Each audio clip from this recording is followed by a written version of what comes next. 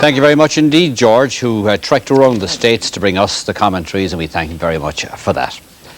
Shame about the final, John, as he said there? Well, it was. It was an anticlimax. I think Brazil, thank goodness, won, even if it was a penalty shootout. I think they deserved to win the match, they deserved to win the competition overall. Yeah. They did provide us with the entertainment, and they did have the chances in the match. Frank, it's no way to win a World Cup for sure, it's not. No, it's not, but there was justice was seen to be done tonight. That's what was the most important thing.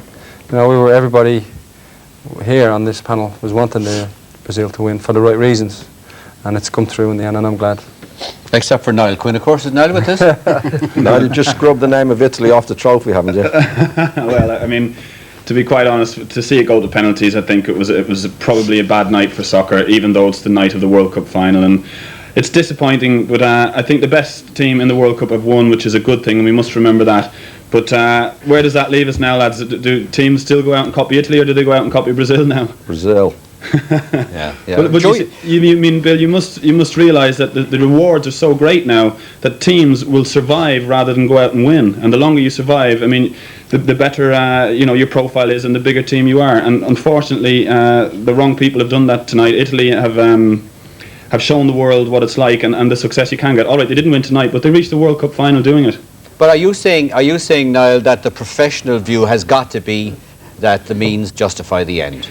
No, I'm saying that's what it is now, and we saw today a perfect example of that. It's just such a pity that Brazil didn't win the game 3 or 4-0, and then we would have all had a great party and realised that this is the way forward for football. What about that, Joe? Yeah, I would agree with that. I think the best team has won it. They've been the most outstanding team in the tournament. But there's not been too many good memories to come away from the game on the whole. You won't look back on the World Cup and say it was a classic. But would you say in many respects, sorry for cutting across you, that the World Cup is defined by the quality of the final, and that was a poor final? I personally think it was a poor final, but then having said that, Brazil, through their own inefficiencies, have missed a lot of good chances. But we don't really know, unless you're actually in the camp on Italy's behalf. Like they had certain players, influential players, who were probably injured. Baggio in particular was in and out of the game. And they probably played the best possible way that they could play, having the players that they've got. But nevertheless, I think justice was done, and I think everybody, all the neutrals, bar Italians, would be very happy with that result. Well, the Brazil team... I thought Brazil tried to play all through the game. I mean, everybody complained it was a bad game, but you can't blame Brazil for that. They tried to play. I mean, if they all copy Italy, as Niall was saying earlier on, it'd be fabulous for the game, but there'd be nobody watching it. There'd be a lot of people playing it, but nobody watching it. Right. To be fair, in the end, they didn't win it. Italy did not win the World Cup. Brazil have gone on to win the World Cup. And so are you kind of saying to us that Italy got what they deserved? Yes, in their approach in relation to Brazil. Brazil have won the World Cup, and they didn't win it just on the one match today. They won it over a series of matches. Isn't it a shame that Italy are allowed to go that far playing that way? You know, they got so close. I mean, at one stage in penalties, they looked the favourites, and you know, isn't that the thing that we need to get rid of, really, that they can get so close playing like that? Well, it is, unfortunately, now, as you say, it's the way of the world, and I think that's why everybody here, I'm sure you're the same, we're hoping that Brazil would do it and do it in style, to prove conclusively that playing with style and playing with the players that they had was the correct way and the attractive way to do it. But Niall as well, they had a great deal of luck, Italy, in all their games. They didn't play particularly well, depended on Baggio a couple of the games, but didn't look like any of the Italian teams that we've seen before. We've seen Italian teams that have been defensive before, but have played much better than that. Well, look at the World Cup when they won, Paddy. Was it in 1982? But I mean, did we not see, and we'll open this to the forum now in a moment, did we not see over the whole tournament a superb Italian defence? And what we're saying in effect is we have no appreciation of good defensive teams. We're not interested in good defensive teams. No, that Italian team is certainly not as good a defensive side as Italian teams that we've seen before. Italian teams before that have played defensively haven't defended with 10 players. They've defended with a lot less than that and defended very, very well. I said before the game started, I think this is a pure Italian team that's got to the final. I'm going to throw open the point that Niall Quinn made there. Paddy Mulligan, isn't it a shame that a team like Italy gets as far as the World Cup final playing like this? That's the proposition that Niall Quinn has put forward now. You started and let everybody join in. It is, Bill, actually. I expected an awful lot more from the Italians than they've shown. Whether it's because Brazi came back just after injury, Baggio was injured, God only knows. Costa Curta is out, Tassotti is out as well. But they appear to have gone back I mean, as Pat Creran was saying there now, years back, you know, in '82 when they won the World Cup, they were well organised defensively, but they could also attack and play with a lot of flair and imagination. This particular team set out their stall tonight to just go and try and defend and have 10 men behind the ball and hope that they would hit the Brazilians on a break, which was never likely to happen tonight. But could I put and that it is to sad. You? Could I put it to you, if that was Ireland, we got right up to a penalty shootout, they'd be 1.5 million in O'Connell Street saying what a fantastic performance it was and what a wonderful defence we had. Well, we might have 1.5 million people in O'Connell Street, Bill, but is it going to be good for the game in 2 years' time or a year's time? And that's what we've got to look at. You know, if the Italians are going to consistently play like this, or Ireland are going to play like this, it cannot be good for the game of soccer, and it's going to die. I'm going to take it up with Brian Carr. Well, I think the issue here, Bill, is that the resources of football that they have in Italy, we would expect more than we got tonight from them. They've probably the league of the best quality in the world, be it that a lot of the players are from other countries playing their league, but it's a quality league, quality facilities. The quality of AC Milan in the European Cup final is what we would like to expect from the national team. We didn't see that tonight, and that's what disappoints I'm going to go here. to our Italian guest tonight, Concetto D'Amalfa. Did we see the best Italian team, the best of the Italian league, or would a lot of people believe that some of the better players were left behind? Well, certainly not. We didn't see the best of Italians at the best. Nonetheless, I think that I have to be frank. I resent a bit of a cynical judgment on Italy. As Italy have been made culprit of the loss of image of football for a few weeks now. Italy has done what could do with all the turbulent relationship that they've been with the manager before, criticized for selecting too many panels, you know, one after the other, etc., etc. Certainly it's not a very good moment for Italian football, but I think that they showed character all the same. And our judgment, you're saying, is much too harsh. Yeah, judgment is too harsh, definitely. And too cynical. Yeah, I mean, when some eminent writers, that I don't mention, you know, in some newspapers insist on this, romanticizing about the beauty of football, and if Brazil win, then we will be looking at Brazil. I mean, Brazil didn't win, won on penalty, that's it. Italians were the only team able to contain them for 120 minutes. Yeah. Okay, Let's not forget about it. Can I finish this? Sorry, excuse me. Yeah. For example, the story about Italian football, the criticism starts actually by this eminent writer, again, criticizing AC Milan for the value of AC Milan. AC Milan, he says, would be nothing without Van Basten, Rijkaard, etc. But Van Basten, Rijkaard and Gullit would be nobody without the likes of Maldini and other players. Yeah, all right. But, okay, let me put that to the panel. What about that? Just the point I'd like to pick up about, you're talking about your Italian players. What disappoints us is that we know that they can play. Yeah. Mm-hmm. Yeah. And that's what the disappointment is, that they go out with an inferiority complex, if you like, against Brazil. Tonight, they didn't look like they wanted to win the game. They wanted to go as far as they could, like they did. And that's what disappoints us. That's why we're a little bit critical of the approach. No. Because if they didn't have the ability and they went like that, we could accept that a lot better. No. We can't accept it because of that. I think that what they did was a tactical move. I mean, they knew that they had to contain, to play the Brazilians in midfield, stop them at defense when they were trying to score. And they did an excellent job in spite of all the chances that Brazil had. Brazil failed as well in capitalizing on these chances, and that's football. No, Brazil didn't fail all the time. Us four up here have played against Italian teams in our football career, and I would think none of these lads would disagree with me if I said the most skillful players in Europe, and have been for many years, are the Italians.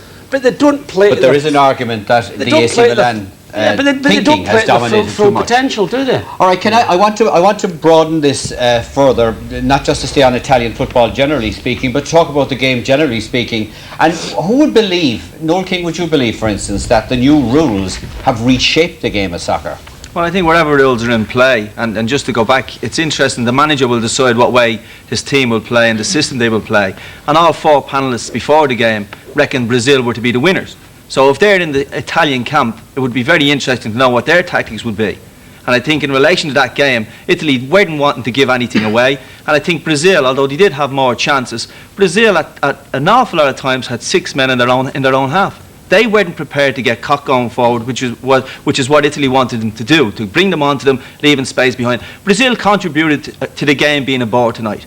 And anybody who thinks otherwise, I would have to disagree. I think that's rubbish, though. That is absolute rubbish. We've seen all night the two full-backs running down the line and crossing the ball. We complained all night about the full-back getting all the room in the world and putting bad balls into the box. Right. So how could you say they didn't contribute? Italy gave them the space. He says, there's the ball for you, come through us. Brazil weren't capable. This wonderful team, Brazil, weren't capable of coming through. If the right-back had not gone off, but he did go off. Caused them terrible problems. I know he did go off, but Cafu come on and didn't play so well. Let's go to let's ask Noel Quinn. Did Brazil contribute to a boring game to the extent that Noel King suggests? I don't think so. I mean, if one of those chances had gone in, then the game might have changed. But I think what we should say, no, we are not like absolutely castigating Italy. I knew this was going to happen. It was predictable how Italy were going to play, and I commend them for what they did and what they had to do. But all we're saying is that it's not a great image for football. And I know, all right, it's a bad moment for Italian football, as that man said. But facts are facts. The whole matter is that look at the Americans who have never watched much football. Okay. What will they be thinking tonight? Yeah. Obviously, it's a disaster of a night. I mean, it's been a disastrous match. It's been rubbish. And it's not the way the World Cup should be remembered. I mean, there's been some fantastic games inside it. But the point I'm making is that whatever manager is in charge, he will dictate the tactics of his team. Right. It was very much a cat and mouse game, and exactly, there was, I think, there just like a lot of skill in it. Now, can we, for instance, I can see Paddy Daly with his hand up for a long time, can we lift our game internationally to the level of skill required as we've seen it through the entire tournament? I don't think so. I don't think we have the skillful players.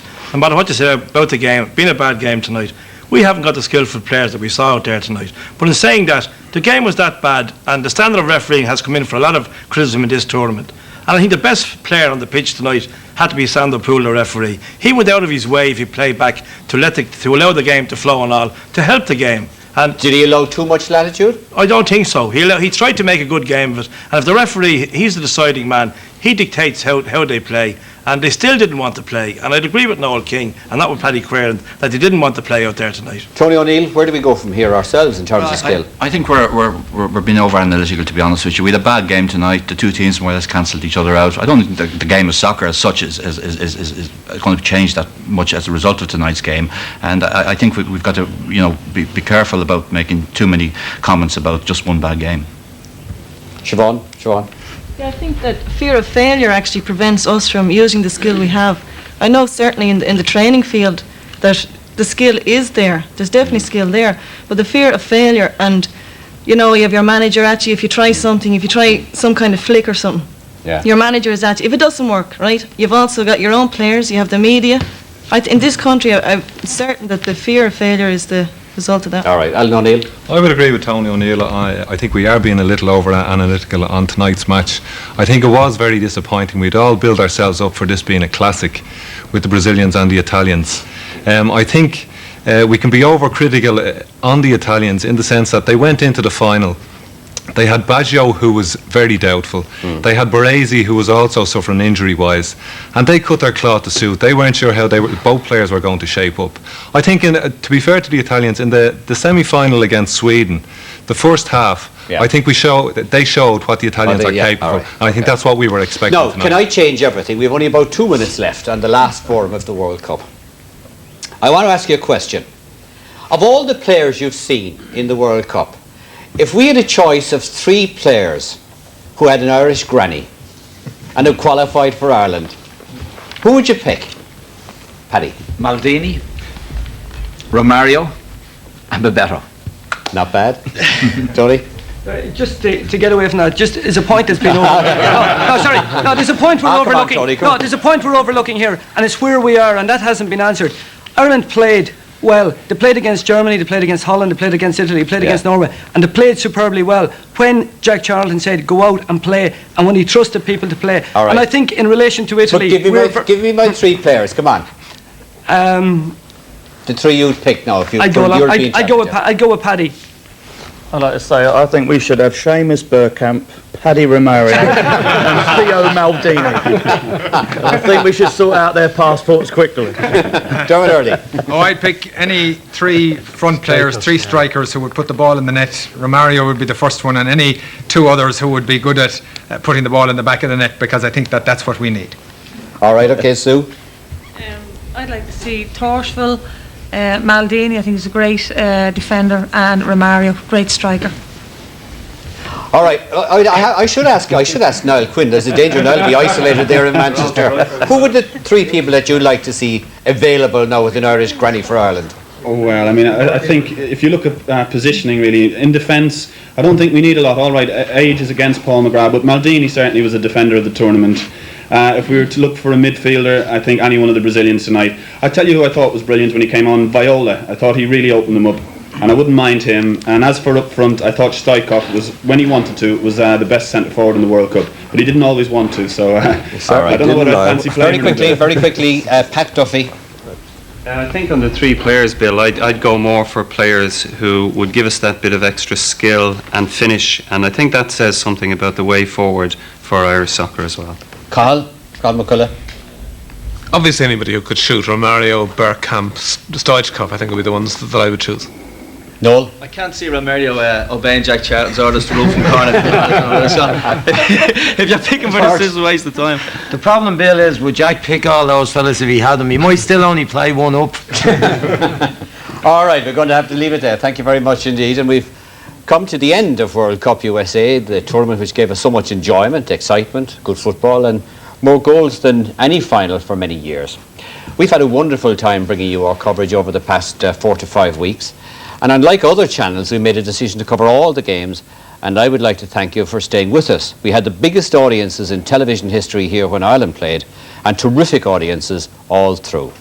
My thanks too to the experts who helped to shape our coverage, and it just as important, it was a pleasure to work with John and Frank and Joe, Pat and Niall. I learned a lot, and I know from your letters that they helped very much your understanding of the subtleties of the games. Of course, programmes like these are made up of many people, and the success of our coverage is a tribute to the RTE teams, both here at home and in the United States, and I know you'll wish me to acknowledge that. Well, that's it. We leave the World Cup now with a look at the goals that gave Brazil the trophy for the 4th time. From all of us here, bye-bye.